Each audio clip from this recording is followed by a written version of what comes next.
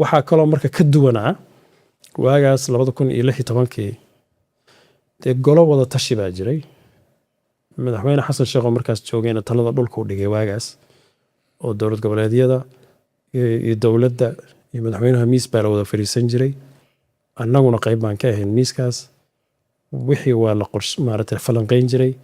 go'aan baa la kala qaadan jiray sidii baa loo fulin jiray taasaana keentay inay wax fulaan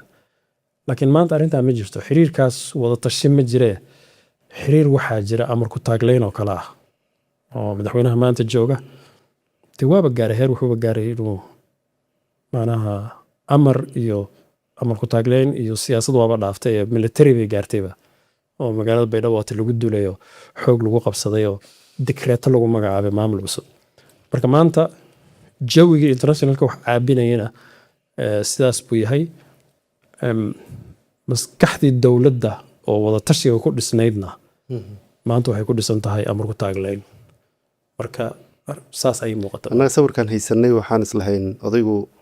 taaramkii horuu tanaasul badnaa oo odaynimo badnaa waa oday aad Hillary iyo David Cameron kusoo qataarayseen markii Hillary la'aan iyo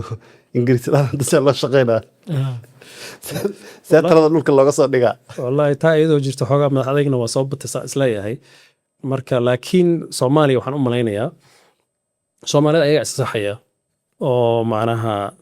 Soomaalidu dad amar taaglayn lagu wadin karo muddo dheer maaha oo macnaha dowladdii militariga ee xoog badneed intaas sano soo jirta lafteedu waa wadi weysay ani waxaan isleeyahay isjijiidka wuu soconayaa laakiin ugu dambeyntii talada dhulka bay imaanaysaa wax heshiis lagu yahay baan lagu geli doonaa doorashada laakiin intii ka sokaysaba waxaa dhici karta in mugdi badan uu dalka galo laakiin midda kale aniga ii muuqataa waxay tahay oo xoogaa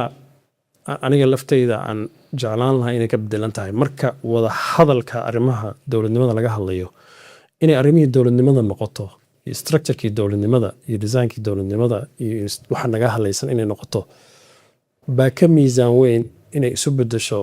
wada hadal iyo negotiation badeeco kale ah kuraasta iyo sida loo soo xulayo keliya haddii focuska la saaro dadka Soomaaliyeedna lama wadi karo markaas xiisahooda lama wadi karo laakiin in waxa khaldan ee gunta ka khaldan iyo sidaan hadda uga gudbi karno marxaladan adag oo dhaba haday tahay wada hadalku haday tahay arintu dhulka iimaanaysa hadii Ilaahay yiraahdo